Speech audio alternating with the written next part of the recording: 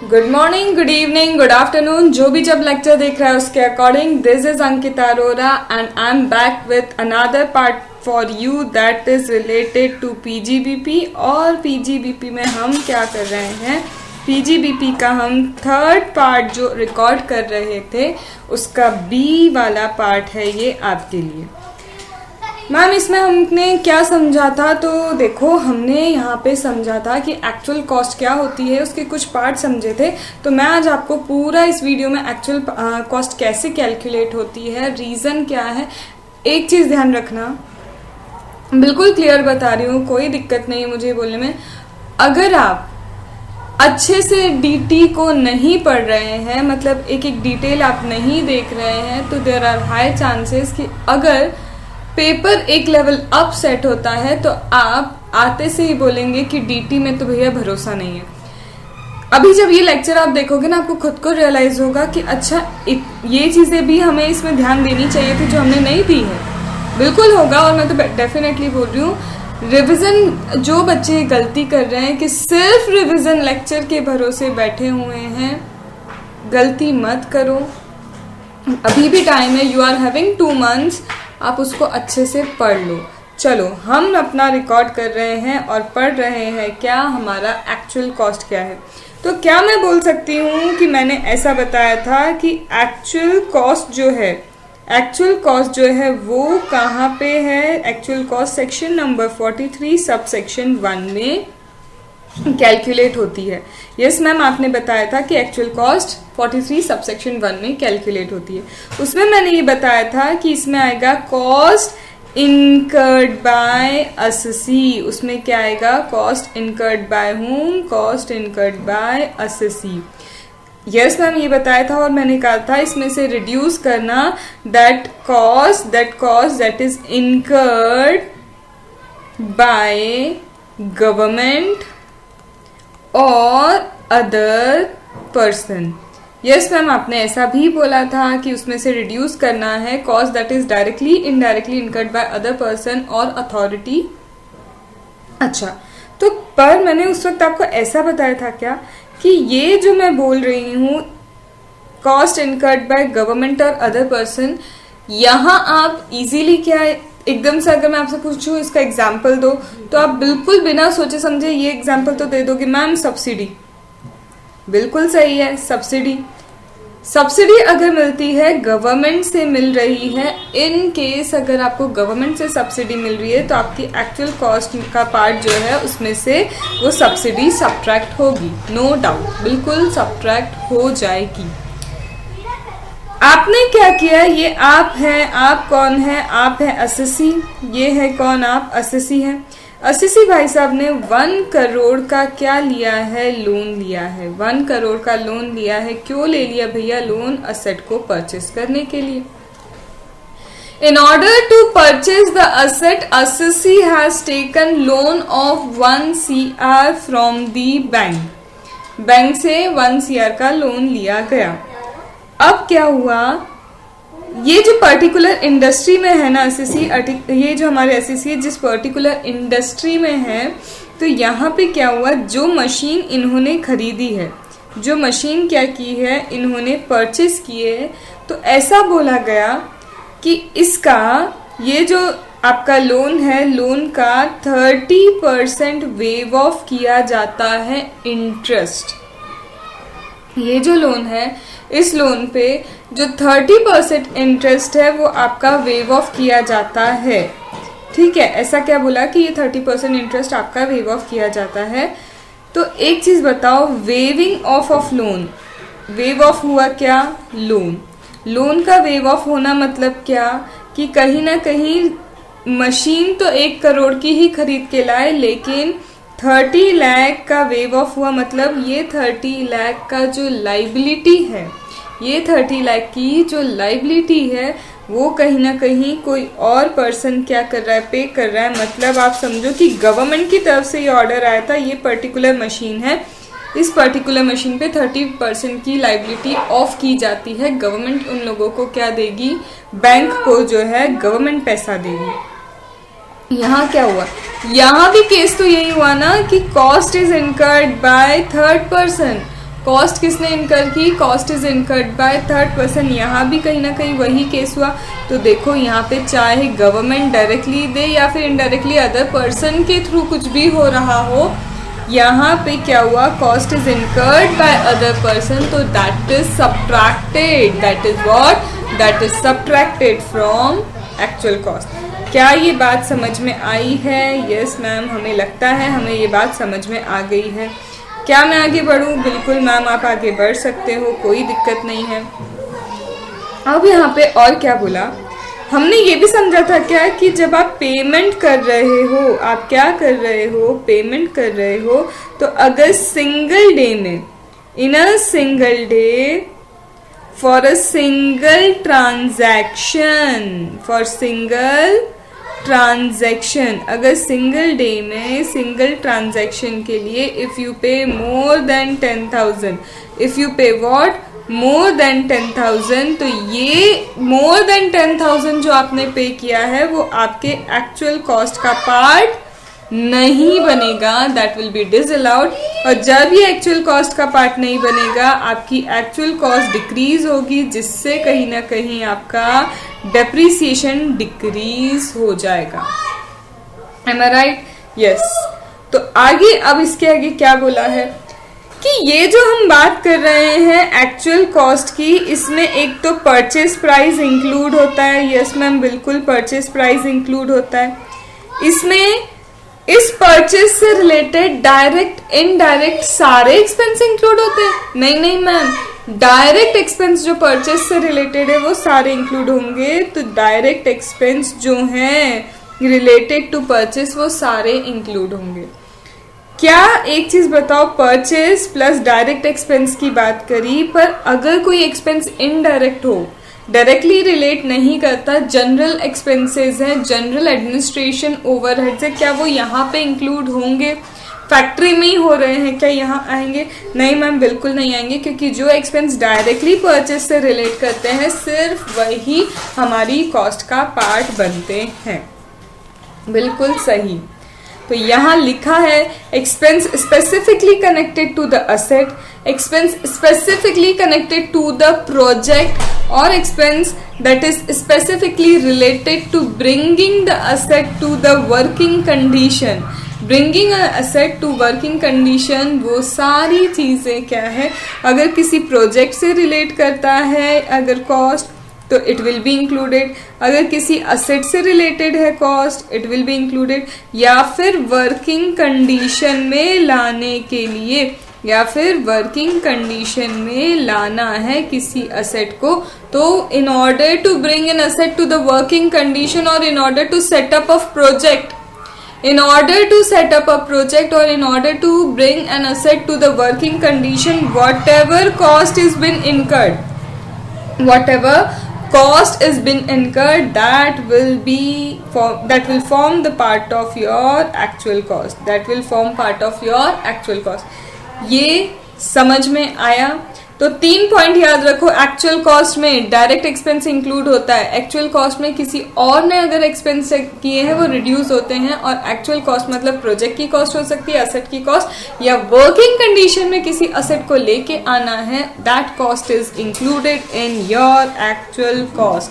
10,000 से above single day single transaction aggregate में अगर पे कर दिया, that will not form of your actual cost, that means you are not getting depreciation on that। इसके बाद मैंने आपको इंटरेस्ट से रिलेटेड बातें बता दी थी, बिल्कुल मैम आपने बता दी थी। अब मैं डायरेक्टली कहाँ आना चाह रही हूँ, 43 सबसेक्शन 1 के एक्सप्लेनेशंस पे। डायरेक्टली हम क्या आते हैं, अब 43 सबसेक्शन 1 के एक्सप्लेनेशन पे आते हैं। ठीक है मैम, आ जाएंगे। इसमें 43 सब सेक्शन 1 जो है, 43 सब सेक्शन 1 की बात करूं तो यहाँ सबसे पहले दिया था, you are having a scientific research association.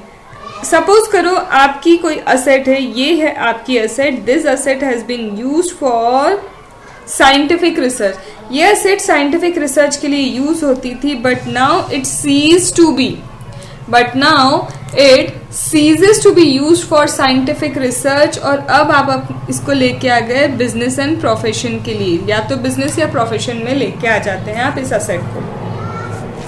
बात इतनी सी है, साइंटिफिक रिसर्च की एसेट है जिसे हम बिजनेस एंड प्रोफेशन में लेके आ गए हैं। तो अब एक्चुअल कॉस्ट क्या होगी, तो देखो यहाँ बोला क्या, यहाँ बोला देखो आपने इधर साइंटिफिक रिसर्च पर्पस के लिए यूज किया, आपने सेक्शन देखा होगा कौन सा 35, सेक्शन नंबर 35 में अगर आप कैपिटल असेट खरीदते हैं, if you purchase the capital asset, section 35 में 100% डिडक्शन अलाउ किया जाता है।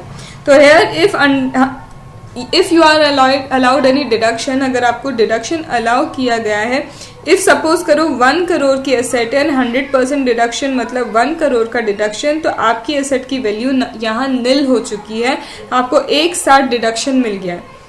अगर आप बिजनेस एंड प्रोफेशन में आप इसको लाते हैं और सपोज करो क्या हुआ, सपोज करो बिजनेस एंड प्रोफेशन में लेके आने पे क्या हुआ, मैं ये नहीं बोल रही हूँ कि सेम एसेट ही अपने बिजनेस प्रोफेशन में ला रहा है, ये नहीं बोल रही हूँ, किसी और ने भी खरीदी तो उसके लिए भी निल होगी, क्योंकि बार बार एक ही एसेट पे डिडक्शन नहीं दिया जाएगा, ये बात नोट करना। तो यहाँ पे क्या हुआ, बिजनेस प्रोफेशन में इन्होंने सपोज खरीद ली ये असेट 50 लाख की, ये भाई साहब क्या बोलेंगे, मेरी एक्चुअल कॉस्ट 50 लाख है, मुझे इस पे डेप्रिसिएशन देना चालू कर दो। गवर्नमेंट आके बोलेगी नहीं हो पाएगा, क्योंकि ऑलरेडी इस असेट पे क्या हो चुका है, ऑलरेडी इस असेट पे 100% डिडक्शन मिल गया है अंडर सेक्शन 35। तो यहाँ पे आपको अब निल मिलेगा, यहाँ पे एक्चुअल कॉस्ट कितनी ली जाएगी, निल ली जाएगी। This was explanation 1। आते हैं हम आगे, दैट इज एक्सप्लेनेशन 1A। किस पे आ गए हम, आते हैं एक्सप्लेनेशन 1A पे, जिसमें बोला है inventory of the business, you are having inventory and the inventory is getting converted into capital asset. आपने इन्वेंट्री ली, यहाँ बहुत एक अच्छा सा पॉइंट है, वो ध्यान रखना, हो सकता है बहुत सारे स्टूडेंट्स ने इस तरह से सोचा भी नहीं होगा। ये मैं क्यों रिपीट करवा रही हूँ, क्योंकि लास्ट वीडियो में मुझसे 1-2 पॉइंट्स मिस हुए थे जो मुझे नहीं मैंने आपको उधर बताए थे, तो मैं रिवीजन भी करवा रही हूँ और साथ में आपको तसल्ली से इसको समझा भी दूँ। ये जो इन्वेंट्री है, inventory is converted into capital asset, right. यहाँ पे क्या बोला, on the date of conversion जो फेयर मार्केट वैल्यू होगी that will be chargeable, that will be what, chargeable under section 28 sub section 6A।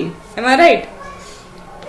यहाँ पे 28(6) कहता है कि जिस दिन कन्वर्जन होता है इन्वेंट्री का कैपिटल एसेट में, तो जो फेयर मार्केट वैल्यू होती है on the date of conversion that is chargeable.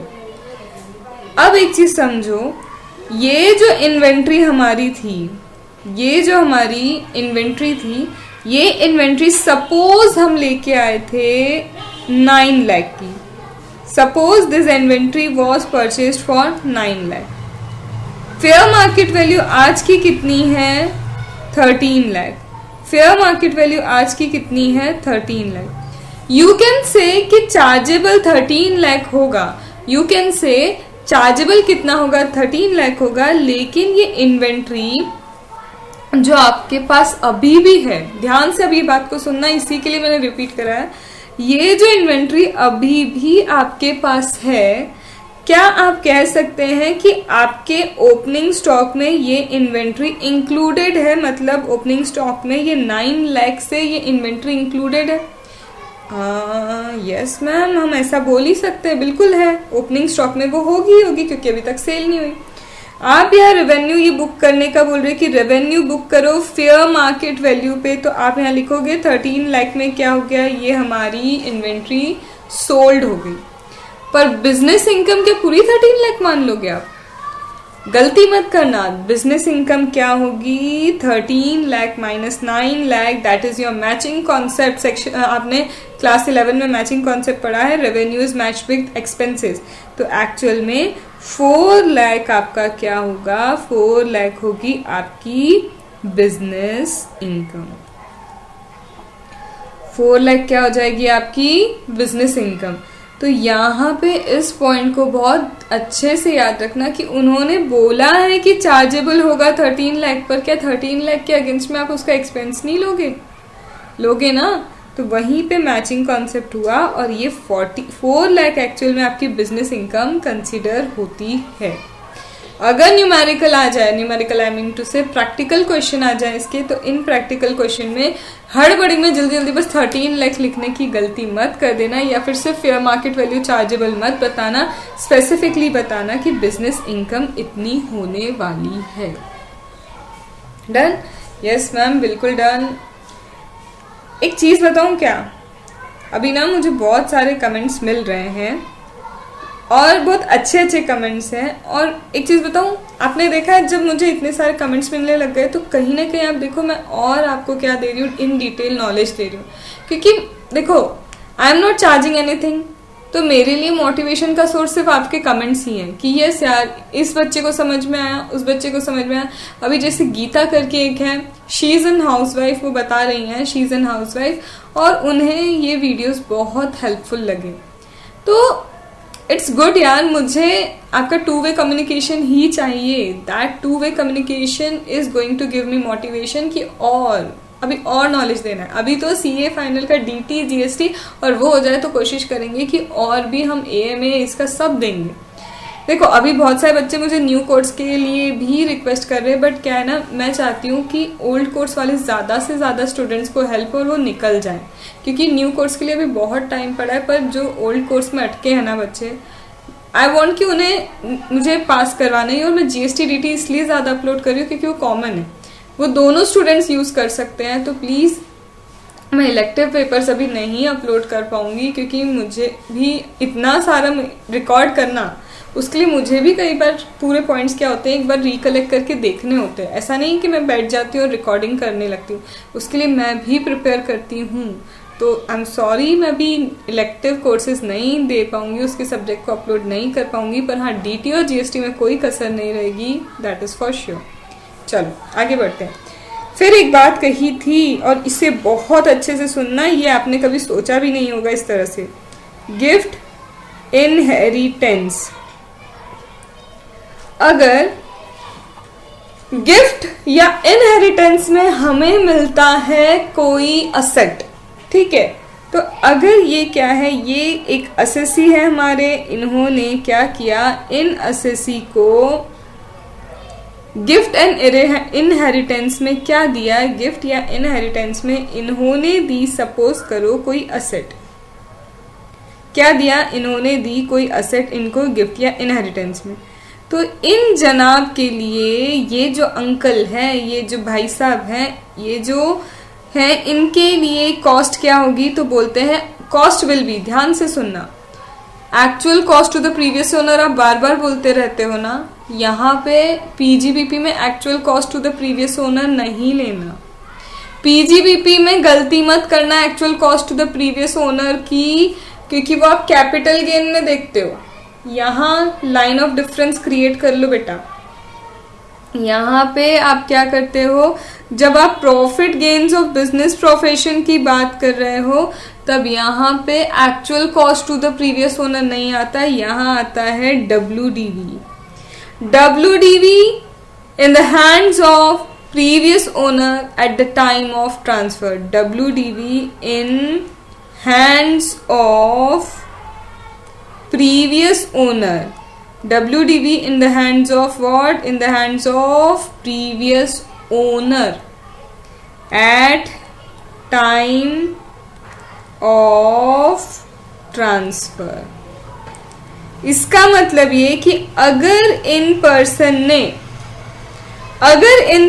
ने अपने बिजनेस एंड प्रोफेशन के लिए, अपने बिजनेस एंड प्रोफेशन के लिए ये जो असेट है इसे यूज किया होगा, तो इन्होंने इस पे डेप्रिसिएशन क्लेम किया होगा। डेप्रिसिएशन क्लेम किया है तो कोई WDV आई होगी, वही WDV क्या होगी, इनके लिए एक्चुअल कॉस्ट होगी, क्योंकि यहाँ तक का डेप्रिसिएशन क्लेम इन्होंने किया।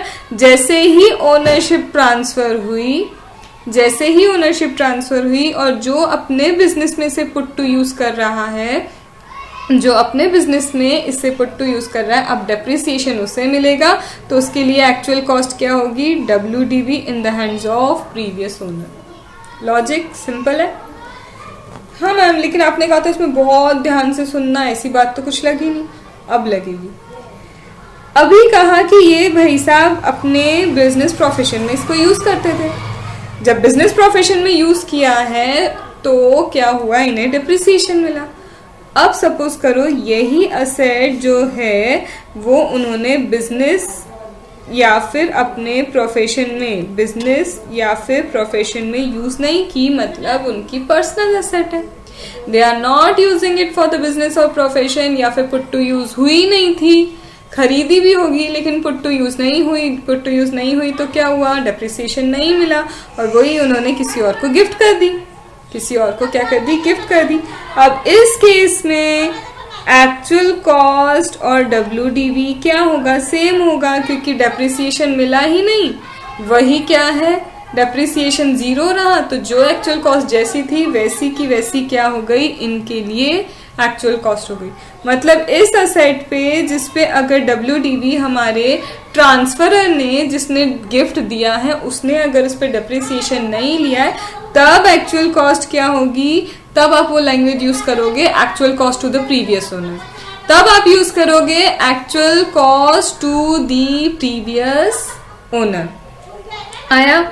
यस मैम, ये बात अब समझ में आई कि अगर डेप्रिसिएशन असेट पे कोई क्लेम कर रहा है तो तब WDV to the previous owner, और अगर डेप्रिसिएशन क्लेम नहीं किया तब ये लैंग्वेज सही होती है actual cost to the previous owner.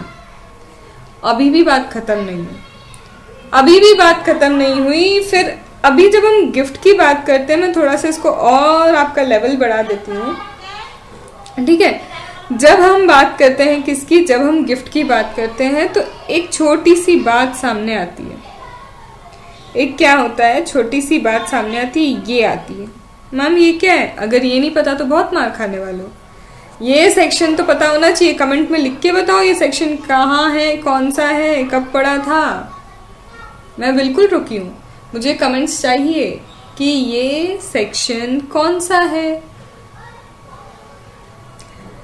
चलो मैं बता देती हूँ, मुझे पता भी रहेगा कि कितने लोगों ने कमेंट किया नहीं किया, क्योंकि मैं सारे कमेंट्स पढ़ती हूँ और मुझे ये एक 2 वे कम्युनिकेशन वाली क्लास चाहिए। तो देखते हैं कितने बच्चे ऐसे हैं जो मतलब बिल्कुल मेरी बात मान के बताते भी हैं। ये है आपका जब गिफ्ट मिलता है, जब गिफ्ट मिलता है फॉर अ कंसिडरेशन और for less than without consideration या फिर इनअप्रोप्रिएट कंसिडरेशन, और वो 50,000 वाली बातें आती है। और क्या आती है, 50,000 वाली बातें आती है, ये वो है। इसमें फिर ये भी था कि अगर इमूवेबल प्रॉपर्टी हुई, अगर इमूवेबल प्रॉपर्टी है तो स्टैम्प ड्यूटी अथॉरिटी के जो लोग हैं उन्होंने जो इसकी वैल्यू निकाली है, हमें वो कंसीडर करनी होगी। याद करो जल्दी से।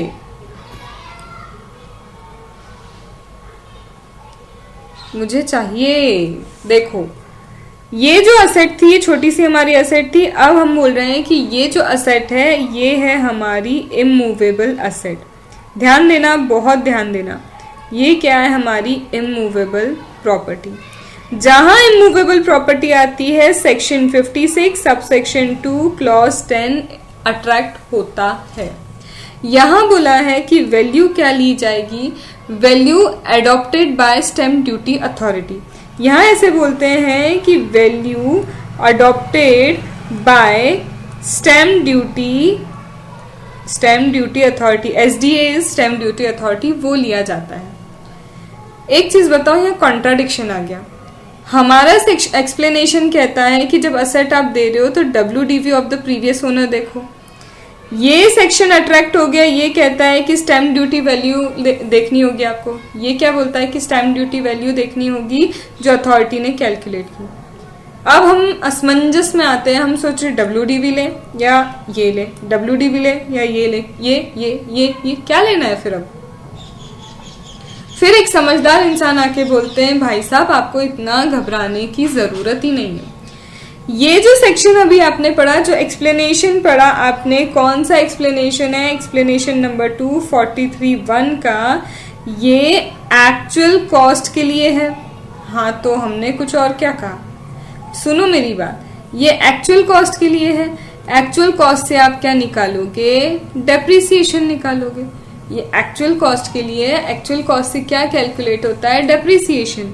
लेकिन यहाँ आपको क्या है? यहाँ पीजीबीपी में आ गए हो, यहाँ पे आप कहाँ हो? पीजीबीपी में आ गए हो, तो यहाँ एक्चुअल कॉस्ट से क्या कैलकुलेट होना है? डेप्रिसिएशन कैलकुलेट होना है। लेकिन जब आपको क्या मिला है? गिफ्ट मिला है। जब आपको क्या मिला है? गिफ्ट मिला है, तो गिफ्ट क्या होगा? टैक्सेबल होगा आपका। कहाँ टैक्सेबल होगा? इनकम फ्रॉम अदर सोर्स में। इनकम फ्रॉम अदर सोर्स में ये गिफ्ट टैक्सेबल होगा आपका, और वहां पे आपको ये वैल्यू लेनी है। किसकी वैल्यू? स्टैम्प ड्यूटी अथॉरिटी की। वहां आप वैल्यू किसकी लोगे? स्टैम्प ड्यूटी अथॉरिटी की वैल्यू लोगे for taxation purpose. Depreciation claim करने के लिए आप क्या करो? एक्चुअल कॉस्ट लो, लेकिन जब टैक्स लगेगा तब आपको क्या लेनी होगी? तब आपको वैल्यू लेनी होगी that is adopted by stamp duty authority. ठीक है, यहाँ पे however cost to the previous owner taken for what? Actual cost as he is claiming depreciation. ये चीज समझ में आ गई आपको? आई होप आपने ये चीज समझी होगी पहले। इसके बाद पीरियड ऑफ होल्डिंग कहाँ से आएगा? तो यहाँ पे देखो, पीरियड ऑफ होल्डिंग क्या हो जाएगा? पीरियड ऑफ होल्डिंग जिस दिन आपको मिली तब से। ठीक है, और इसके बाद एक और चीज, कॉस्ट ऑफ एक्विजिशन। जब कभी भी आप इस एसेट को क्या करोगे? बेचोगे करोगे, तो कॉस्ट ऑफ एक्विजिशन आप फिर क्या लोगे? क्या एक्चुअल कॉस्ट लोगे? नहीं नहीं मैम, फिर तो कॉस्ट ऑफ एक्विजिशन वैल्यू ही लेंगे ना, वैल्यू जो एसडीए की है। तो कॉस्ट ऑफ एक्विजिशन आपके लिए वैल्यू है किसकी? एसडीए वाली, that is stamp duty authority की। लेकिन डेप्रिसिएशन पर्पस के लिए एक्चुअल कॉस्ट होगा WDV. Getting the point? Yes. अभी और बचा इसमें। अब ये असेट हमारी इमूवेबल प्रॉपर्टी नहीं है, ये असेट है हमारी मशीनरी। ये असेट क्या है? हमारी machinery. Instead of immovable property machinery gift की गई, तो क्या मशीनरी पे 56 2x आएगा? 10 आएगा? मैम जहाँ तक हमें याद है 50,000 कंसिडरेशन, विदाउट कंसिडरेशन। हाँ मैम, आ जाएगा आ जाएगा। तो मेरा कहना है जाओ जाके अच्छे से पढ़ो, उसमें स्पेसिफिकली स्पेसिफाइड असेट्स दिए हैं आपको, और उसमें मशीनरी कवर नहीं होता। तो अगर मशीनरी दी गई है गिफ्ट में, तो that will not attract 56 subsection 2 10। ठीक है, तो यहाँ पे इसका मतलब वही डब्ल्यूडीवी के हिसाब से आपको क्या करना होगा? चलना होगा। यहाँ पे क्या करना है हमको? डब्ल्यूडीवी के हिसाब से ही मूव ऑन करना है। तो ये आपका क्या था? ये था आपका गिफ्ट से रिलेटेड। ये प्रोविजन किससे रिलेटेड था? गिफ्ट से रिलेटेड था। कमेंट करके ज़रूर बताना अगर आपको मेरे वीडियोस अच्छे लग रहे हैं तो, क्योंकि मुझे बहुत अच्छा लगता है जब कमेंट्स मिलते हैं। तो आपकी रिस्पॉन्सिबिलिटी बनती है कि आपको मुझे क्या करना है, कमेंट करके बताना। आगे बढ़े, थोड़ा धीरे चल रही हूँ क्योंकि ज़रूरी है। आप देख रहे हो पॉइंट्स कितने सारे, और ये नोट कर लेना। एग्जाम में अगर ये चीज़ें आ गई ना, एग्जाम में आगे मशीनरी गिफ्ट वगैरह की थी, एक्चुअल कॉस्ट निकालने बैठ गए तुम 56 2x के according, income from other source लगा के सब करके पूरा, हमको क्या लगता है हम तो सब सही करके आए, पर यही छोटे छोटे जो पॉइंट्स हम मिस करते हैं वही हमारी मिस्टेक होती है। ठीक है, चलो फिर आते हैं हम आगे। कहाँ फिर आते हैं हम आगे? Just explanation 3। किस पे आ गए हम? एक्सप्लेनेशन 3। ये EX is explanation, it's not example. Okay, explanation 3 43 subsection 1 का। यहाँ पे भी अब ध्यान से सुनो। अगर एक पर्सन है, ये कोई पर्सन है, before acquisition of the asset, if the asset is used by other person for his business और प्रोफेशन।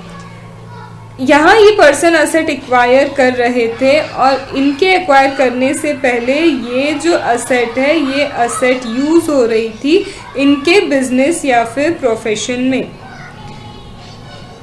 ठीक है, तो before acquisition asset used by other person for his business and profession. ये अपने बिजनेस एंड प्रोफेशन में इस asset को use करते थे। अब इन्होंने क्या किया, इनको ये असेट दे दी, सेल कर दी। तो यहाँ पे अगर एओ हमारे जो हैं, अगर हमारे कौन एओ, ये हमारे कौन है एओ, अगर हमारे एओ बिल्कुल क्या है सेटिस्फाइड है कि ये जो ट्रांजैक्शन किया गया, ये जो ट्रांसफ़र किया गया है, ये सिर्फ इसलिए किया गया है कि ये टैक्स का क्या कर पाए, इवेजन, टैक्स को रिड्यूस कर पाएँ और अपना डेप्रिसिएशन इंक्रीज कर पाएँ, क्लेम ज़्यादा ले पाए डिडक्शन का। तो ऐसे केस में एओ किससे परमिशन लेगा, जॉइंट कमिश्नर से परमिशन लेगा और वो फिर खुद क्या करेगा, डिटरमाइन करेंगे वैल्यू ऑफ असेट। फिर वो डिटरमाइन करेंगे क्या कि वैल्यू ऑफ असेट क्या होगी। Asset already business and profession में यूज हो रही थी। सपोज करो इनका WDV आ चुका था इस असेट को लेके 20 लाख। कितना WDV आ गया था, 20 लाख। अब इन्होंने क्या किया, अपने ही किसी फ्रेंड को, रिश्तेदार को क्या कर दिया, ये असेट सेल करी। सेल ऑफ द असेट, किसी फ्रेंड को, अच्छा फ्रेंड है, रिश्तेदार, उसको सेल की। इसको बोला तू मुझे चेक कितने का दे, 50 लाख का, इस असेट के लिए चेक कितने का दे दो मुझे, 50 लाख का, मैं इधर से तुमको कैश दे दूंगा। एक्चुअल में ये असेट मैं तुमको 15 लाख में बेच रहा हूँ, एक्चुअल में 15 लाख में बेच रहा हूँ, मैं 35 लाख कैश में तुमको वापस कर दूंगा। ट्रांजैक्शन क्या आ जाएगा अपना 50 लाख। अब क्या करना, ये एक्चुअल कॉस्ट तुम्हारे लिए क्या बन जाएगी, 50 लाख बन जाएगी। तुम इस पे डेप्रिसिएशन क्या कर लेना, क्लेम कर लेना ज़्यादा, क्योंकि एक्चुअल कॉस्ट पे डेप्रिसिएशन क्लेम होता है। अब ये लोग सोच इतना सब कुछ करें, लेकिन हमारे एओ भी इतने बुद्धू नहीं है। उन्होंने देखा और उन्हें ये तो समझ में आ गया कि ये जो ट्रांजैक्शन है टैक्स इवेजन के लिए है, डेप्रिसिएशन इंक्रीज करने के लिए। ये दौड़े दौड़े जाते हैं जॉइंट कमिश्नर के पास और परमिशन लेते हैं कि इसका जो है मैं डिटरमाइन करना चाहता हूँ कि ये ट्रांजैक्शन की वैल्यू क्या होनी चाहिए, असेट की वैल्यू क्या होनी चाहिए। परमिशन मिल जाएगी तो ये डिटरमाइन करेंगे। तो अगर कोई भी ट्रांजैक्शन ऐसा है जहाँ पे हमारे एओ को लगता है कि दिस ट्रांजैक्शन, ये ट्रांजैक्शन इसलिए हुआ है in order to increase the deduction, in order to decrease taxes, तो वो क्या करेंगे, खुद डिटरमाइन करेंगे। लेकिन यहाँ ये नहीं लिखा गया है कि डिटर्मिनेशन की मेथड क्या होगी, वो कैसे डिटरमाइन करेंगे। बट ये बहुत इंपॉर्टेंट एक्सप्लेनेशन है जहाँ पे अगर असेट किसी के बिजनेस में यूज होती थी, किसी और के बिजनेस में जा रही है, असेट किसी के बिजनेस में यूज होती थी, किसी और के बिजनेस में जा रही है, तो इन दैट केस अगर डाउट आता है तो वो खुद डिटरमाइन करेगा with the prior approval of joint commissioner. इसे अभी दिमाग में रखना, क्योंकि आगे के दो जो एक्सप्लेनेशन है उससे मैं इसे लिंक करके बताऊंगी, बहुत इंपॉर्टेंट है। ठीक है, तो यहाँ पे आपको समझ में आ गया, ये खुद क्या करेंगे, डिटरमाइन करेंगे। ठीक है, अब एक्चुअल में देखो इन्होंने डिटर्मिनेशन की मेथड तो नहीं दी, पर ये चाहे तो एओ क्या कर सकते हैं, फेयर मार्केट वैल्यू ले सकते हैं ना। जिस दिन क्या हुआ, ट्रांजैक्शन हुआ, उस दिन की चाहे तो ये क्या ले सकते हैं, इवोक कर सकते हैं कि ये गलत है, जितना भी इन्होंने दिया है कि ये 50 लाख में बेचा, ये गलत है, फेयर मार्केट वैल्यू लो। तो वो क्या है, सही तरीके से क्या हो जाएगी, फेयर मार्केट वैल्यू से बुक हो जाएगी या एक्चुअल कॉस्ट, इतना वो कर सकते हैं। ये एक ऑप्शन है उनके पास। तो एक्सप्लेनेशन 3 आपको आया समझ में? यस मैम, आया तो है, बहुत अच्छे से आया है, और नहीं आएगा तो हम आपसे डाउट ज़रूर पूछेंगे। बहुत अच्छी बात। तो यहाँ मैंने अभी क्या किया, एक्सप्लेनेशन 3 को सिर्फ रख दिया, किस लिए, एओ डिटरमाइन ऐसा करके मैंने रख दिया। अभी क्यों करा है मैंने, ये मैं अभी आपको बताऊंगी। आते हैं हम किस पे, हम थोड़ा सा इसके आगे आते हैं। अब यहाँ पे क्या दिया है, एक्सप्लेनेशन 4। अब हम आगे किस पे, एक्सप्लेनेशन 4 पे। बहुत ध्यान से सुनना, बहुत ध्यान से। इधर उधर कहीं देख रहे हो, दिमाग इधर उधर चला गया है तो उसको यहाँ वापस ले आओ। ये फिर से कौन है, ये है हमारे एसएससी। ठीक है, अब ये एसएससी ने क्या किया, इनके पास अगेन एक असेट है, ध्यान से सुनना, यूज कर रहे हैं बिजनेस और प्रोफेशन में। इन्होंने ये असेट किसको दे दी? इन्होंने ये असेट ट्रांसफर कर दी। इन्होंने ये असेट ट्रांसफर कर दी, सेल कर दी किसको? बी को। ओके, ए है, ए ने असेट ट्रांसफर कर दी किसको? बी को, अदर पर्सन को। कुछ कुछ सेम ही लग रहा है ये तो। नहीं, अभी नहीं। अब क्या हुआ? बी ने ये असेट किसको दे दी? सपोज करो सी को। बी ने ये असेट किसको दे दी? बी ने ये असेट दे दी सी को। सी ने ये असेट वापस क्या दे दी? इन्हें बेच दी। सी ने ये असेट वापस इनको क्या कर दी? सेल कर दी। अब बात समझो, यहां पे क्या है? The person reacquires the asset. Person is reacquiring the asset that has been sold by him. जो ट्रांसफर की थी उन्होंने, ट्रांसफर या अदरवाइज किसी भी मोड में उन्होंने यहाँ पे किसी और पर्सन को दी थी, वही असेट इनके पास वापस आ जाती है। वही असेट क्या होती है? इनके पास वापस आ जाती है। तो इस केस में एक्चुअल कॉस्ट क्या होगी? इस केस में एक्चुअल कॉस्ट क्या होगी? इस केस में एक्चुअल कॉस्ट होगी या तो जितने में इन्होंने रीपर्चेस किया, जितने में क्या किया? रीपर्चेस किया वो, या फिर WDV at the time of transfer, WDV at time of transfer for assessee। इन्हीं के लिए जो WDV थी, सपोज करो जब ये एसेट इन्होंने इनको दी, इसकी WDV 5 लाख थी। आज ये इसको खरीद रहे हैं कितने में? 3 लाख। तो 3 लाख में परचेस किया, 5 लाख WDV थी। तो which ever is less, which ever is what, which ever is less, वो क्या हो जाएगा? विच एवर इज लेस हो जाएगा हमारा, विच एवर इज लेस हमारा क्या हो जाएगा? विच एवर इज लेस हमारी हो जाएगी एक्चुअल कॉस्ट। ठीक है, तो ये एक्चुअल कॉस्ट हमारी विच एवर इज लेस ये हो जाएगी। अब इसमें आपको क्या देखना है? यहां तक तो आपको देखो कोई दिक्कत नहीं आएगी। इसने सीधे बोला है कि जिस आपने जो असेट आपने सेल की थी, ट्रांसफर की थी, वो क्या हो गई? री एक्वायर हो गई। वो क्या हो गई? आपके पास री एक्वायर हो गई। और री एक्वायर कैसे हुई? सेल करके। सामने वाले ने आपको ही आपकी एसेट वापस बेच दी। ये पॉइंट इसलिए मैं वापस से बोल रही हूँ क्योंकि इसी के बेसिस पे आगे जो 4A वाला एक्सप्लेनेशन है वो डिफरेंशिएट होगा। ये 3 एक जैसे ही चलने वाले आपको लगेंगे, अदरवाइज बाद में। अभी मैंने 3 चीजें करवा दी। मैंने आपको क्या क्या बोल दिया? मैंने आपको बोला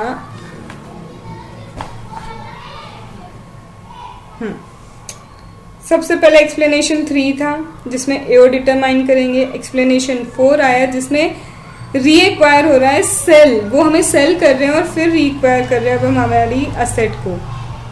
अब हमारा आता है 4A। 4A की कहानी ऐसी है कि अगेन क्या हो रहा है? ये पर्सन कौन है? ये पर्सन हम बोलते हैं ये फर्स्ट पर्सन है। ये कौन है? फर्स्ट पर्सन है। ये कौन है? हमारे सेकंड पर्सन। ठीक है, ये फर्स्ट पर्सन, ये हमारे सेकंड पर्सन।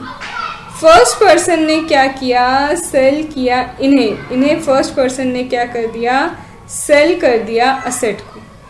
फर्स्ट पर्सन ने इन्हें क्या किया? असेट को सेल कर दिया।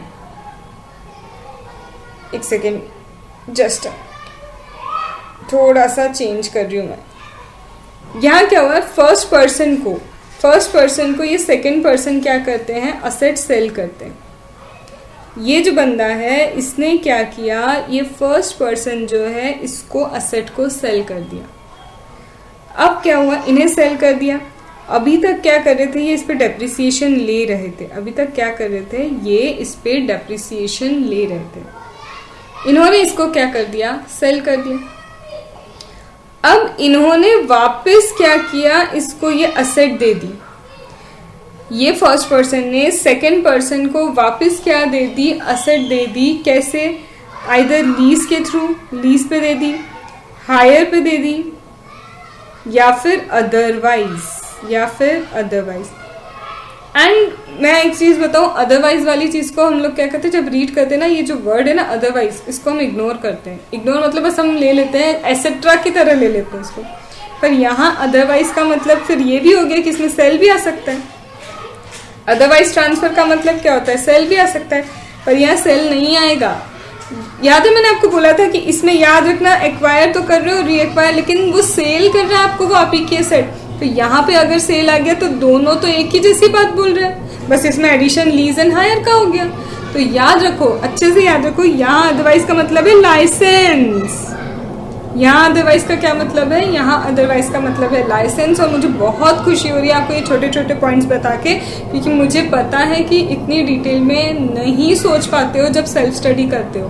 तो मेरा काम है आप तक अच्छे से वीडियोस को पहुंचाना, आपका काम है इन्हें पढ़ना और लोगों को देना, ताकि उन्हें भी हेल्प हो। क्योंकि सिर्फ आपका सपना नहीं है सीए बनना, बहुत सारे हैं जिनका सपना है सीए बनना, पर या तो फाइनेंशियली प्रॉब्लम है, या शादी हो चुकी है तो हाउसवाइफ है, नहीं निकल पाते, बीइंग अ हाउसवाइफ नहीं निकल पाते, या फिर वो रिमोट एरियाज में है।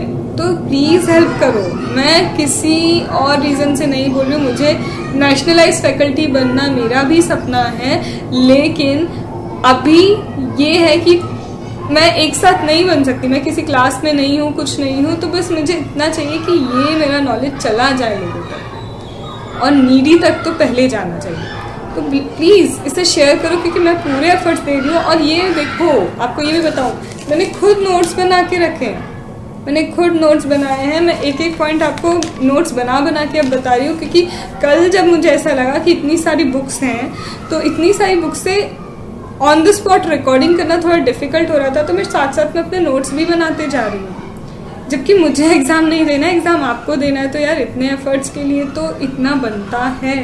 चलो आगे आते हैं, पढ़ते हैं आगे।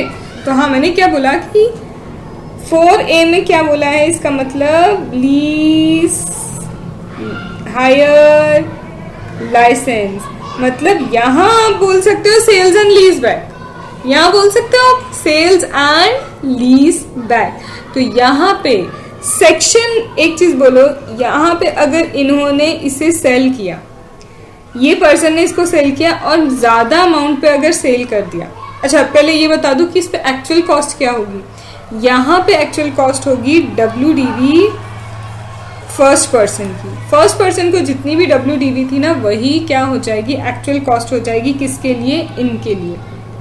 किसके लिए, इनके लिए। क्योंकि देखो, लीज पे देने के बाद भी डेप्रिसिएशन कौन क्लेम करेगा, फर्स्ट पर्सन। लीज पे देने के बाद भी डेप्रिसिएशन कौन क्लेम करेगा, फर्स्ट पर्सन। अब यहाँ पे क्या था, ये एक तरह की टैक्स प्लानिंग की तरह यूज होता था। ये एक तरह की टैक्स प्लानिंग कैसे, मैं बताती हूँ आपको। जब ये सेल करेंगे, सपोज करो असेट 5 लाख की थी, इन्होंने 8 लाख में सेल कर दिया, और असेट इनको यूज में आती थी, तो इन्होंने इन्हीं से क्या कर दिया, हायर पे ले लिया। दिखाया कि असेट बेच चुके हैं, और इसी ने अपने भाई से क्या कर लिया, हायर पे ले लिया। ये क्या कर रहे हैं, अब एक्चुअल कॉस्ट 8 लाख बता के higher rate of depreciation claim कर रहे हैं। ये टैक्स इवेजन की टैक्स प्लानिंग थी पूरी। तो यहाँ पे इसलिए क्या किया, यहाँ पे सबसे पहले आप यहाँ बोला कि WDV जो फर्स्ट पर्सन के लिए है, WDV किसके लिए, WDV किसके लिए, WDV of the asset for the second person. इन्होंने जब बेची थी, इनके लिए जो WDV है, sorry this is second person, इन्होंने ना जब बेची थी, इनके लिए जो WDV है वही क्या हो जाएगी, वही एक्चुअल कॉस्ट होगी। तो बिल्कुल लॉजिकल है। अब आप क्या करो, यहाँ पे इनको 8 लाख में बेचो, चलेगा। फिर आप बोलोगे मैम नहीं, रुको रुको रुको, ये सेक्शन, ये एक्सप्लेनेशन 3 आ जाएगा ना, या AO बोलेगा कि रुको मैं आता हूँ। इस केस में नहीं आएगा, क्योंकि ये सेल्स एंड लीज बैक है, क्योंकि उन्होंने ऑलरेडी आपके वो, यहाँ पे सपोज करो, यहाँ पे उन्होंने क्या किया, तुमने 5 लाख की चीज को 8 लाख में बेचा भी, उन्होंने ऑलरेडी क्या कह दिया कि ये जो फर्स्ट पर्सन है उसके लिए एक्चुअल कॉस्ट हम WDV लेंगे पिछले वाले पर्सन की।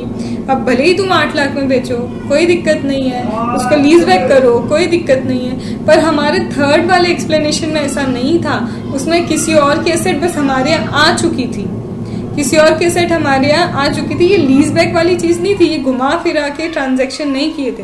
तो इसीलिए ये 3 आपके लिए इम्पॉर्टेंट हो गए, क्योंकि तीनों का कहीं ना कहीं छोटा छोटा कनेक्शन आ रहा है। एक में सिर्फ गई, दूसरे में सामने वाले ने वापस खरीदी, तीसरे वाले ने सेल करके फिर लीज बैक पे ली। 3 यस मैम, आप अच्छे से आया समझ। इसमें अब आप बोलोगे मैम चलो एक काम करते हैं, ऐसा नहीं देखते, ये पर्सन ने इसको दिया, इसने किसी और को, यहाँ इसने किसी और को दी, यहाँ इसने किसी और को दी, फिर इनके पास आ रही है। अरे कितने भी ट्रांजैक्शन कर लो तुम, सीधी बात ये है, तुम बीच में कितने भी ट्रांजैक्शन करो, इनके लिए क्या होगा, इनको डेप्रिसिएशन मिलेगी नहीं, और इनके लिए तो WDV जो फर्स्ट पर्सन की है वही क्या हो जाएगी, वही एक्चुअल कॉस्ट होगी। मतलब मल्टीपल ट्रांजैक्शन हो भी रहे हैं तो कोई दिक्कत नहीं है, चाहे वो मल्टीपल ट्रांजैक्शन यहाँ सेल वाले में भी क्यों ना हो रहे, सेल्स वाले में भी अगर मल्टीपल ट्रांजैक्शन हो रहे कोई दिक्कत नहीं है, एक बार जो बोल दिया वही होना है, मतलब घुमा लो कितना भी। आगे बढ़े? यस मैम, अब तो बढ़ते ही हैं। अब हम आ रहे हैं किस पे? अब हम आ रहे हैं एक्सप्लेनेशन 5 पे। हम किस पे हैं अब? एक्सप्लेनेशन 5 पे। तो ये जो मेरा एक्सप्लेनेशन नंबर 5 है 43 सब सेक्शन 1 का, इसमें भी एक छोटी सी बात आपको होनी चाहिए। इसमें क्या बोला है? इसमें बोला है, ये क्या है मैम, ये दिख तो रहा है कुछ कुछ, एक सेकंड, क्या दिख रहा है अभी? ये मैम ये बिल्डिंग जैसी दिख रही है, बिल्कुल बिल्डिंग ही है, ये हो गई बिल्डिंग। हमारी एससीसी है ये, इन एसएससी की है ये बिल्डिंग, और ये यूज हो रही थी फॉर बिजनेस और प्रोफेशन। नो, ये यूज नहीं हो रही थी, it was use for other than, it was use other than for business और प्रोफेशन। मतलब रेसिडेंशियल बिल्डिंग थी, अब वो क्या कर रहे हैं, उसे कमर्शियल बिल्डिंग बना रहे हैं। तो यहाँ पे क्या है, ये बिल्डिंग हमारे एसएससी की है, इन्होंने क्या किया, इसे अब बिजनेस और प्रोफेशन में यूज करने के लिए लेके आ गए। इसे वो क्या कर रहे हैं, बिजनेस एंड प्रोफेशन में यूज करने के लिए लेके आ रहे हैं। इस केस में एक्चुअल कॉस्ट क्या होगी? इस केस में एक्चुअल कॉस्ट होगी जितने में ये बिल्डिंग खरीदी थी वो minus depreciation till the date of transfer. अगर वो असेट बाय चांस बिजनेस में यूज होती तो उस पर कितना डेप्रिसिएशन लगता, अगर असेट क्या होती, बिजनेस में यूज हो रही होती तो उसको till the date of transfer कितना डेप्रिसिएशन लग चुका होता, वो क्या हो जाएगी, एक्चुअल कॉस्ट। इसकी जगह ये क्या लेके आए, इसकी जगह ये क्या है मैम, ये हमें कार दिख रही है, बिल्कुल ये कार ही है, इतनी बुरी ड्राइंग नहीं है मेरी, चल जाएगी, ठीक है। अब ये कार लेके आए जो अदर देन पहले बिजनेस और प्रोफेशन में यूज होती थी, ये क्या होती थी, अदर देन बिजनेस और प्रोफेशन में ये कार यूज होती थी, अब ये बिजनेस और प्रोफेशन में यूज होने के लिए आ गई। तो अब एक्चुअल कॉस्ट क्या होगी, एक्चुअल कॉस्ट जितनी है माइनस डेप्रिसिएशन, एक्चुअल कॉस्ट जितनी है माइनस डेप्रिसिएशन। अगर वो कार हमारे बिजनेस में यूज हो रही होती तो सही है। हाँ मैम, आपने जैसा समझा उसके हिसाब से तो सही है। तो आप बोल रहे हो जब सही है तो ये बिल्कुल गलत है। क्यों मैम?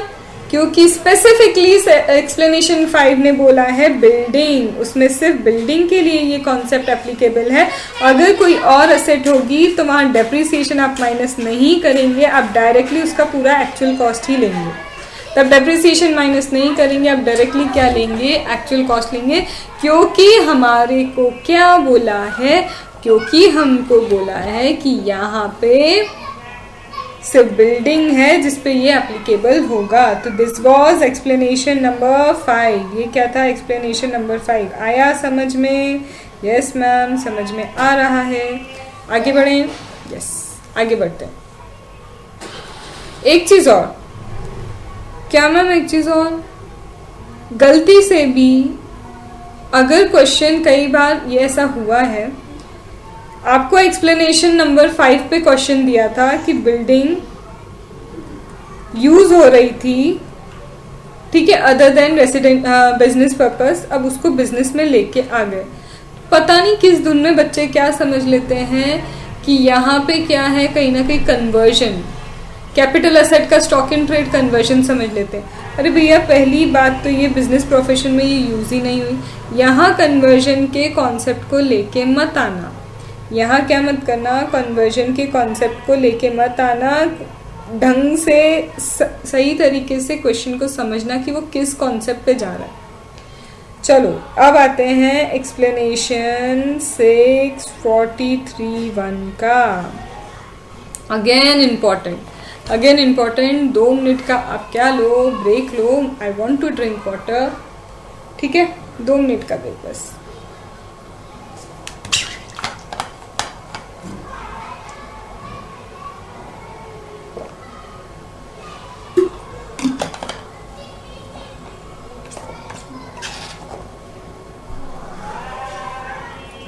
चले आगे।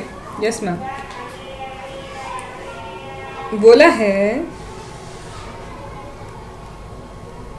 होल्डिंग कंपनी अगर क्या कर रही है, होल्डिंग कंपनी सब्सिडियरी कंपनी को,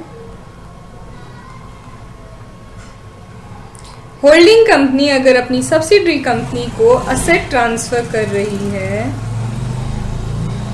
अगर ये सब्सिडरी क्या है, इंडियन कंपनी है, तो अगर ये सब्सिडरी क्या है, इंडियन कंपनी, तो होल्डिंग कंपनी अपनी इंडियन सब्सिडरी कंपनी को असेट ट्रांसफर करती है और यहाँ पे 100% की क्या होनी चाहिए, होल्डिंग। होल्डिंग कितनी होनी चाहिए, 100% की होल्डिंग होनी चाहिए। तो अगर ये 2 कंडीशन फुलफिल होती है, कौन सी 2 कंडीशन की, एक तो इंडियन होनी चाहिए सब्सिडी और दूसरा 100% होल्डिंग होनी चाहिए, तो एक्चुअल कॉस्ट वही होगी जो WDV क्या थी, होल्डिंग कंपनी की। अगर हमारी होल्डिंग कंपनी उस असेट को होल्ड करके रखती, WDV भी नहीं बोलना चाहिए, यस सॉरी, सो सॉरी, यहाँ मैं WDV नहीं बोलूंगी प्लीज। हाँ, यहाँ पे अगर हमारी होल्डिंग कंपनी के पास ये असेट होती तो उसकी जो कॉस्ट होती वही कॉस्ट बनेगी हमारी सब्सिडरी की। मैम ये आपने WDV बोल के क्यों ऐसा बोला कि नहीं मैं ऐसा नहीं बोल सकती, बता रही हूँ उसका रीजन। सबसे पहले ये समझ में आया कि होल्डिंग कंपनी ने सब्सिडरी कंपनी को क्या किया, होल्डिंग कंपनी ने सब्सिडरी कंपनी को असेट दी, सब्सिडरी इंडियन कंपनी है, 100% की होल्डिंग है। यस मैम, इतनी बात तो बिल्कुल समझ में आ गई। अब यहाँ पे बोला एक्चुअल कॉस्ट क्या होगी, actual cost same as the transferor would have continued to hold the capital asset. हमारा अगर ट्रांसफरर जो है, हमारे ट्रांसफरर अगर होल्ड करते इस असेट को, ट्रांसफरर होल्ड करते असेट को, तो उनके लिए एक्चुअल कॉस्ट होती वही एक्चुअल कॉस्ट हमारी सब्सिडरी कंपनी के लिए होगी। ठीक है, कंडीशन फुलफिल होनी चाहिए दोनों। अब हो सकता है ये जो असेट ट्रांसफर की है, ये ट्रांसफर करने वाली असेट हो आपकी डेप्रिशिएबल असेट। ये क्या हो सकती है, डेप्रिशिएबल असेट, या फिर ये हो सकती है नॉन डेप्रिशिएबल असेट। अच्छा मैम इसमें ऐसा है इसलिए आपने WDV और ऐसा बोला, यस इसीलिए मैंने बोला कि WDV नहीं आएगा। अब सपोज करो कि सबसे पहले लेते हैं कि ये है नॉन डेप्रिशिएबल एसेट। अगर नॉन डेप्रिशिएबल एसेट है तब तो आपको 43 सबसेक्शन 1 जो कहता है यहाँ पे उसका एक्सप्लेनेशन नंबर 6 जो है वो फॉलो करना है, मतलब कॉस्ट टू दी ट्रांसफरर। ठीक है मैम, हाँ ये बात तो समझ में आई। लेकिन अगर डेप्रिशिएबल एसेट है तो ये सेक्शन में एक्चुअल कॉस्ट नहीं आती है, तो क्या होता है इस सेक्शन में एक्चुअल कॉस्ट नहीं आती है। यहाँ पे एक्चुअल कॉस्ट फिर किस हिसाब से देखी जाती है, यहाँ पे बोला है इसी सेक्शन में, आगे देखो तुम्हें, अगर तुम्हारे पास PDF या फिर बुक्स हैं तो उसमें देखो, उसमें लिखा है provided that not with standing anything contained in 43 subsection 1 explanation 6, उसमें कुछ भी लिखा हो, लेकिन अगर सेक्शन नंबर 47 की कंडीशंस फॉलो हो जाती हैं, फुलफिल हो जाती है। सेक्शन नंबर 47 मतलब transfer that are not regarded as transfer. Transactions that are not regarded as transfer.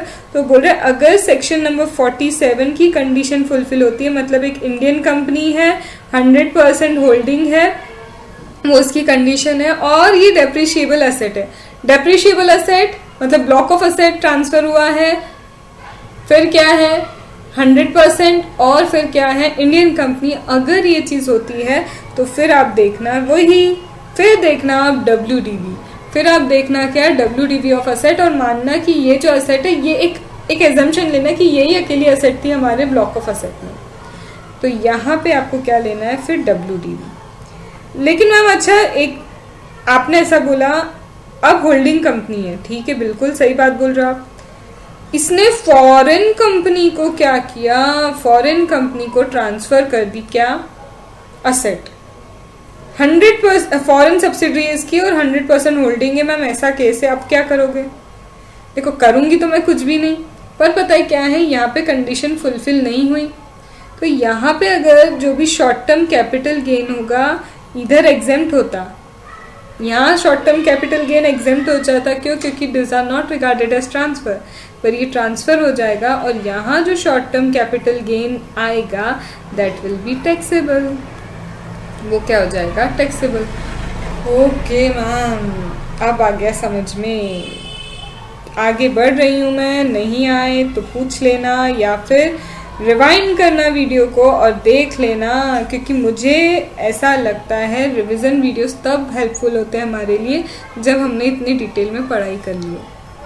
और यार CA फाइनल है, मजाक नहीं है, ठीक है। आ जाए आगे। यस मैम, आ ही जाते हैं। अच्छा लग रहा है मैम, अच्छा लग रहा है, लेकिन ऐसा लग रहा है कि अच्छे से पढ़ें, पॉजिटिव रहें, और यही आपको करना है। अगर आप मेरे वीडियोस देख के आपको ऐसा लग रहा है अरे मैंने तो ऐसा कभी सोचा ही नहीं, मुझे तो ये नहीं, देखो मैं ये नहीं बोल रही कि सिर्फ अकेले मैं ही ये बातें बताती हूँ, सारी फैकल्टी बताती होंगी, पर दिक्कत ये है कि उस वक्त आपने कितना अटेंशन पे किया है क्लासेस में, दैट मैटर्स। और अगर उस वक्त आपने अटेंशन पे नहीं किया तो आपके लिए दिक्कत तो होनी यार। तो यहाँ पे अब बस पॉजिटिव रहो कि मैम के साथ चलते जाएंगे, मैम बता रही हैं, हम कर लेंगे और हमें अच्छे से समझ में आएगा और हम पॉजिटिवली अच्छे से प्रिपेयर करेंगे। देखो मेरे रोज़ के लेक्चर 2 घंटे के ही मैं डाल पा रही हूँ क्योंकि मैनेज नहीं कर पा रही हूँ, मेरे पास इसका की भी रिक्वेस्ट आ रही है, AMA के लिए भी आ रही है, पर यार आप समझ सकते हो कि मेरे लिए पॉसिबल नहीं है सब कुछ एक साथ देना। मेगा एग्जामिशन भी अभी मुझे आपको देना है, मैं कंप्लीट पूरा करवाऊंगी। मार्च तक आपको GST और DT कंप्लीट मिल जाएगा, ये एश्योरिटी मैं पूरी दे सकती हूँ, लेकिन आपको मुझे टाइम देना पड़ेगा क्योंकि मेरे लिए, मैं अकेली हूँ, मेरे लिए इतना सारा करना पॉसिबल नहीं है, और वो भी फिर गुड क्वालिटी में, क्योंकि क्वालिटी कॉम्प्रोमाइज़ नहीं कर सकती। मैं स्लो एंड स्टडी चल सकती हूँ but I can't compromise with the quality, ठीक है। आया मैम समझ में? चलो मैम, आप ना बीच में बहुत बातें करते हो, चलेगा ना? थोड़ा सा 2 वे कम्युनिकेशन भी तो होना चाहिए। चलो सेक्शन हम थे एक्सप्लेनेशन 7 43(1). अब बोलता है अमालगमेटिंग कंपनी, अमालगमेटिंग कंपनी, अमालगमेटिंग कंपनी फिर से असेट क्या कर रही है? ट्रांसफर कर रही है। किसको ट्रांसफर कर रही है? अमालगमेटेड कंपनी को। और ये जो अमालगमेटेड कंपनी है ये इंडियन कंपनी है, और यहाँ पे क्या हुआ है? फिर से वही केस आ गया, अगर डेप्रिशिएबल एसेट है, अगर नॉन डेप्रिशिएबल एसेट है, नॉन डेप्रिशिएबल एसेट के लिए एक्चुअल कॉस्ट वो होगी जो, अगर अमालगमेटिंग कंपनी इस एसेट को रखती तो उसके लिए जो एक्चुअल कॉस्ट थी वो होगी। मतलब 43 सबसेक्शन 1 का एक्सप्लेनेशन 7 यहाँ चलेगा। और अगर डेप्रिशिएबल एसेट है WDV आएगा, WDV वही की जो ट्रांसफरर के लिए WDV था वो यहाँ पे आपका आ जाएगा। मतलब सेम 6 और 7 बिल्कुल सेम है, बट यहाँ पे क्या है? अमालगमेटिंग कंपनी है, बस इतना सा डिफरेंस है, ठीक है। फिर आते हैं एक्सप्लेनेशन नंबर 8 पे, बहुत इजी है। यहाँ बोला है, अगर ये ऑलरेडी वैसे मैं समझा चुकी हूँ कि आपने एसेट परचेस की, एसेट परचेस करने के लिए लोन लिया, लोन पे लगता है इंटरेस्ट, तो पुट टू यूज होने से पहले पुट टू यूज तक की डेट पे जितना इंटरेस्ट होगा वो क्या हो जाता है, वो हो जाता है कैपिटलाइज। तो ये तो डिटेल में हम ऑलरेडी कर चुके हैं, तो आप वहाँ पे इसको रेफर कर लेना, क्योंकि आप अगर मेरे प्रीवियस वीडियो देख के आए हो तभी ये आपको पता होगा कि हमने बहुत डिटेल में समझ लिया। फिर इसके बाद 9 बोलता है, 9 एक्सप्लेनेशन बोलता है, एक्साइज ड्यूटी भरी, बिल्कुल। आपने कस्टम ड्यूटी भरी, बिल्कुल। आपने क्या किया, जीएसटी पे किया, तो ये सब आपकी एक्चुअल कॉस्ट का पार्ट बनेंगे अगर इस पे क्रेडिट अवेलेबल नहीं है। और अगर क्रेडिट अवेलेबल है, the benefit of credit is available, तो in that case it will not form part of your actual cost. बहुत लॉजिकल है, यस मैम, ये तो बिल्कुल लॉजिकल है, इसको इससे ज़्यादा आप मत ही कराओ, करवा भी नहीं रही। चलो आगे बढ़ते हैं। इसके बाद एक्सप्लेनेशन नंबर 10, एक्सप्लेनेशन नंबर 10 भी हम लोग कर चुके, लेकिन देखो ये थोड़ा सा अलग है, इस पे थोड़ा ध्यान दे देना। अब बोल रहा है कॉस्ट ऑफ असेट, अगर certain portion of the cost is incurred by central government, state government, authority और other person as a subsidy, grant और रीइंबर्समेंट और whatever name called. Asset purchase की, ये असेट परचेज की, इसका जो cost of asset है, इसका कुछ सर्टेन पोर्शन जो है, certain portion is incurred bye either central government और स्टेट गवर्नमेंट और any authority, central government, state government, authority और अदर पर्सन, और अदर पर्सन, ठीक है। Central government, state government, authority और अदर पर्सन, तो यहाँ पे भाई वॉट एवर नेम कॉल्ड, चाहे वो सब्सिडी के फॉर्म में हो, चाहे रिम्बर्समेंट हो, इन्होंने क्या किया, खर्चा इन्होंने किया, ये इनको क्या कर देंगे, रिम्बर्स कर देंगे। ये खर्चा कर रहे हैं खरीदने वाले, रिम्बर्समेंट ये करेंगे। तो चाहे फिर क्या हो, रिम्बर्समेंट या फिर कोई ग्रांट हो, तो यहाँ पे क्या होगा, ये एक्चुअल कॉस्ट का पार्ट नहीं बनेगा। अगर डायरेक्टली ये रिलेटेड टू कॉस्ट है, तो डायरेक्टली रिलेटेड टू कॉस्ट, अगर ग्रांट, सब्सिडी या फिर आपकी रिम्बर्समेंट है, तो ये कॉस्ट का पार्ट नहीं बनेगा। लेकिन अब मेन आता है, अगर इनडायरेक्टली है, मतलब डायरेक्टली रिलेट नहीं कर रहा, मतलब क्या है, ये डायरेक्टली रिलेट नहीं कर रहा, तो क्या ये एक्चुअल कॉस्ट का पार्ट नहीं बनेगा। डायरेक्टली सब्सिडी रिलेट नहीं करती, तो क्या अब एक्चुअल कॉस्ट में से इसको कम करोगे, तो आंसर इज यस। यहां बोला गया है स्टिल आपको डिडक्ट करना है, although not directly related to asset, asset से रिलेटेड नहीं है ग्रांट, फिर भी आपको अब क्या करना है, उसे एक्चुअल कॉस्ट में से लेस करना है। तो यहाँ पे सपोज करो आपको 20% ऑफ द कॉस्ट क्या है, 20% ऑफ कॉस्ट आपको सब्सिडी मिली है। आपको सब्सिडी कितनी मिली, 20%, ठीक है। तो अब आपने सपोज करो 3 प्लांट खरीदे, P1, P2, P3। P1 का कॉस्ट ले लेते हैं 20 लाख, P2 का लेते हैं 60 लाख, इसका लेते हैं 40 लाख। तो अब आपको क्या करना है, अब आपको सब में से क्या करना होगा, डिडक्ट करना होगा। आपको यहाँ लिखा क्या है, you have to still deduct amount which bears to total subsidy और रीइंबर्समेंट और grant same proportion as such asset bears to all, as such subsidy belongs to all। आपको क्या करना है, अगर 20% मिला है तो हर असेट में से आपको 20% माइनस करना है। इतना अगर आपको 1 करोड़ की सब्सिडी मिली है और ये क्या है, मतलब कुछ ऐसा प्रपोर्शन बन रहा है, तो प्रपोर्शनेटली 1 करोड़ आपको सब में से फिर क्या करने होंगे। अगर 4 असेट्स खरीदी है तो चारों में से माइनस करो। हमारे एग्जाम्पल में 20% मिला है, तो सब में से मैं 20% क्या कर दूंगी, लेस कर दूंगी। एक्चुअल कॉस्ट का 20% वो सब्सिडी दे रहे हैं मुझे, तो मेरे क्या किया, सब में से 20% लेस कर दिया। तो इसका मतलब अब से डायरेक्टली हो या इनडायरेक्टली, अगर गवर्नमेंट सब्सिडी वगैरह मिल रही है, लेस करना ही है।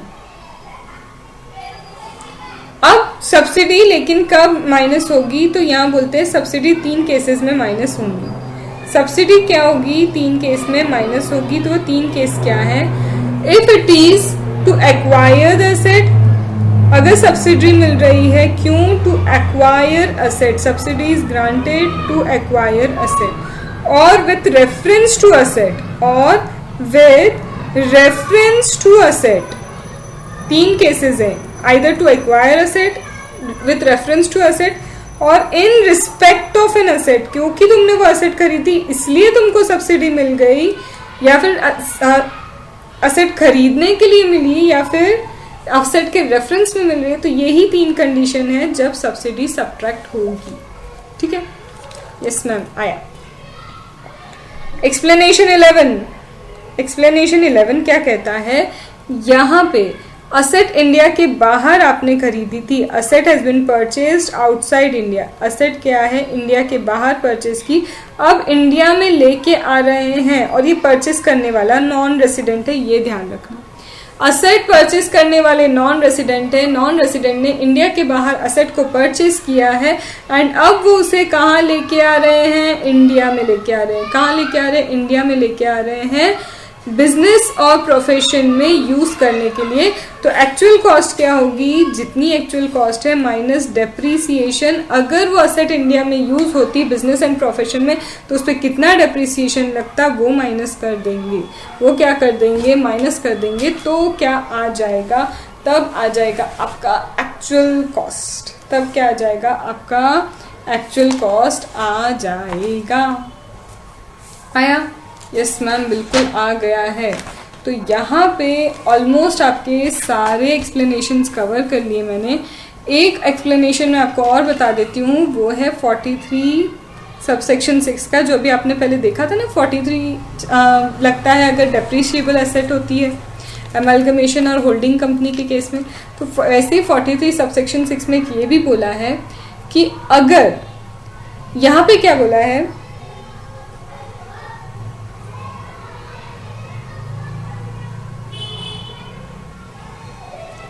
यहाँ क्या बोला है कि अगर आपकी जो इनकम है, आपकी इनकम बिजनेस प्रोफेशन, एक तो एग्रीकल्चर वाला भी है और साथ में आपको बिजनेस प्रोफेशन से भी इनकम होती है, तो डेप्रिसिएशन जो आप कैलकुलेट करेंगे, तो ये जो डेप्रिसिएशन कैलकुलेट होगा, क्या ऐसा होगा जैसे सपोज करो टी मैन्युफैक्चरिंग का आपका काम है, आपका क्या टी मैन्युफैक्चरिंग वगैरह का काम है, तो उसमें 60% तो क्या मानते हैं? एग्रीकल्चर इनकम, 40% क्या मानते हैं? Business income. तो क्या डेप्रिसिएशन भी आपको ऐसे प्रोपोर्शनेट लेना होगा? तो यहाँ बोला है नहीं, आपको डेप्रिसिएशन ऐसे मिलेगा जैसे ये सिर्फ इस business non agriculture business profession के लिए ही एसेट यूज हुई थी। और ये क्यों आया था? ये आया था, एक केस लॉ था, केस लॉ का नाम क्या था? Doma India limited. Doma India limited का एक केस लॉ था, जिसमें पहले क्या बोला था कि अगर आपको बिजनेस इनकम होती है और एग्रीकल्चर इनकम होती है, तो अगर बिजनेस 60% में काउंट होता है, सपोज 60% में बिजनेस काउंट होता है, तो डेप्रिसिएशन भी क्या होगा? 60% ही अलाउ होगा। तो इसको ओवरराइड करने के लिए ये एक्सप्लेनेशन आया था 43 सबसेक्शन 6। ठीक है, यस मैम, बिल्कुल। फिर एक और एक्सप्लेनेशन है आपका ये 43 सबसेक्शन 6 के लिए ही। यहाँ पे एक एक्सप्लेनेशन है जो बोलता है अगर एक अनलिस्टेड कंपनी है, अगर कौन है? एक अनलिस्टेड कंपनी है और अनलिस्टेड कंपनी एलएलपी में अगर ट्रांसफ़र होती है, अनलिस्टेड कंपनी एलएलपी में ट्रांसफ़र होती है और 13B के सारे अगर कंडीशंस जो फुलफिल होते हैं, that means not regarded as transfer, जिसमें कंपनी अगर एलएलपी में कन्वर्ट हो रही है तो जितने उसके कंडीशंस दिए वो फुलफिल होते हैं, और ये डेप्रिसिएबल एसेट ट्रांसफ़र हो रही है, ब्लॉक ऑफ एसेट ट्रांसफ़र हो रही है, तो फिर से क्या होगा? WDV अनलिस्टेड कंपनी की ही यहाँ पे क्या की जाएगी? एक्चुअल कॉस्ट एलएलपी के लिए कंसिडर की जाएगी। आया? यस, आया। देखो, डाउट हो पूछ लेना, ऐसा मत सोचना कि एकदम बहुत मैम ज़्यादा लेवल पे पढ़ा रहे हैं या फिर हमें इरेलेवेंट लग रहा है या फिर टाइम ज़्यादा लग रहा है। देखो, आपका कहना से ये टाइम ज़्यादा लग रहा है, लेकिन देखो मेरे हिसाब से जो ABC एनालिसिस में अगर हम करें, DT के जो इम्पोर्टेंट चैप्टर आते हैं वो मैं आपको इतने ही डिटेल में कराने के लिए रेडी हूँ। ABC एनालिसिस, अगर ए आपका इतने डिटेल में हो गया, इसमें मैंने सारे केस लॉ आपको बता रही हूँ, जहाँ क्वेश्चन हो सकते हैं वहाँ मैं आपको क्वेश्चंस बता रही हूँ, तो और आपके लिए क्या बचता है, आपको सिर्फ फिर अपनी बुक खोल के और रीडिंग ही करनी है, एक बार समझ लो। और एग्जाम के एंड टाइम पे जब हम समझते हैं, हमारा ब्रेन है ना कैच भी बहुत ज़्यादा करता है। आपको अगर लग रहा है कि वीडियो स्लो है तो आप स्पीड बढ़ा लो, ठीक है, ठीक है। तो यहाँ हमने कवर कर लिया हमारा क्या, यहाँ हमने कवर कर लिया ओवरऑल एक्चुअल कॉस्ट जो है, एक्चुअल कॉस्ट से रिलेटेड पूरा सेक्शन। अब इसमें आगे थोड़ा सा क्या बचा है कि अगर डेप्रिसिएशन है, आपका करंट ईयर का डेप्रिसिएशन है, तो करंट ईयर का डेप्रिसिएशन सबसे पहले आपके करंट ईयर के प्रॉफिट से क्या होता है, करंट ईयर का डेप्रिसिएशन आपके करंट ईयर के प्रॉफिट से एडजस्ट किया जाता है। अगर करंट ईयर का प्रॉफिट कम है तो फिर एनी हेड, किसी भी हेड में अगर कुछ प्रॉफिट है तो यहाँ पे क्या होगा, अगर बैलेंस बचता है किसी भी हेड में, चाहे वो हाउस प्रॉपर्टी हेड हो, सैलरी हेड हो, या फिर आपका इनकम फ्रॉम अदर सोर्स या कैपिटल गेन हेड हो, तब फिर उससे एडजस्ट होता है। तो सबसे पहले करंट डेप्रिसिएशन जो है, करंट डेप्रिसिएशन आपके करंट प्रॉफिट से एडजस्ट होगा। उसके बाद आपका बैलेंस जो है, एनी बैलेंस, एनी हेड में अगर बैलेंस है तो फिर उससे एडजस्ट होगा। उसके बाद भी डेप्रिसिएशन बच गया तो फिर वो कैरी फॉरवर्ड होगा। उसके बाद भी डेप्रिसिएशन बचता है तो वो कैरी फॉरवर्ड होगा नेक्स्ट ईयर में। कहाँ कैरी फॉरवर्ड होगा, नेक्स्ट असेसमेंट ईयर में कैरी फॉरवर्ड होगा। फिर से उस साल के प्रॉफिट से एडजस्ट होगा और फिर उस साल में जो कोई हेड है उसमें अगर कुछ गेन है तो उससे एडजस्ट होगा। बिल्कुल सही। लेकिन एक चीज याद रखना, कैरी फॉरवर्ड तभी होगा डेप्रिसिएशन अगर जिस एसएससी ने क्लेम किया था तभी, only if the assessee is same, जो क्लेम कर रहा है और जो कैरी फॉरवर्ड कर रहा है वो सेम पर्सन होनी चाहिए, तो तभी डेप्रिसिएशन कैरी फॉरवर्ड होगा। तो डेप्रिसिएशन तभी कैरी फॉरवर्ड होता है जब एसएससी जो है, एसएससी सेम होना चाहिए जो क्लेम कर रहा है, एंड एसएससी जो कैरी फॉरवर्ड कर रहा है वो भी सेम होना चाहिए। इसका क्या मतलब मैम, इसका मतलब ये है, सपोज करो ये फर्म है, ये क्या है, फर्म है। फर्म कहाँ चली गई, फर्म का जो बिजनेस है पार्टनर्स ने ले लिया। फर्म का बिजनेस किसने ले लिया, पार्टनर ने ले लिया। तो फर्म का ये बिजनेस जब पार्टनर ले लेते हैं तो यहाँ पे फर्म तो कैरी फॉरवर्ड कर सकती थी, पर अब एसएससी चेंज हो गया, तो क्लेम करने वाला कोई और था और कैरी फॉरवर्ड करने वाला कोई और हो, ऐसा नहीं हो सकता। तो यहाँ पे एसएससी एंड क्लेम करने वाले सेम होने चाहिए। एसएससी सेम होगा तभी डेप्रिसिएशन कैरी फॉरवर्ड हो सकता है। मैम क्या हर केस में ऐसा है, नहीं, कुछ एक्सेप्शंस हैं। कुछ एक्सेप्शंस हैं जहाँ पे अगर एसएससी चेंज भी हो जाता है तो कैरी फॉरवर्ड किया जा सकता है, और वो है तब जब फर्म क्या होती है, कंपनी में सक्सीड होती है, जब प्रोप्राइटरशिप जो होता है वो कंपनी एलएलपी में जब प्रोप्राइटरशिप जो है वो क्या होता है, कंपनी में सक्सीड होता है। जब अनलिस्टेड कंपनी जो है, अनलिस्टेड कंपनी जो है वो एलएलपी में जाती है। जब एमालगमेशन होता है, जब डीमर्जर होता है, या फिर जब एमालगमेशन 72AA में हो रहा है, या फिर एमालगमेशन एंड डीमर्जर बैंक का 72AB में हो रहा है। तो बैंक या कोऑपरेटिव बैंकिंग है, कोऑपरेटिव बैंक है, उनका एमैल्गमेशन डीमर्जर जब 72AB में होता है, 72AA में डीमर्जर एमैल्गमेशन जब अनलिस्टेड कंपनी एलएलपी में जाती है, जब प्रोप्राइटरशिप कंपनी में जाता है, जब फर्म कंपनी में जाती है। तो इन केसेस में ऑल्दो एसएससी चेंज हो गए हैं, ऑल्दो क्या हुए हैं, एसएससी चेंज हो गए हैं, लेकिन डेप्रिसिएशन कैरी फॉरवर्ड कर सकते हैं।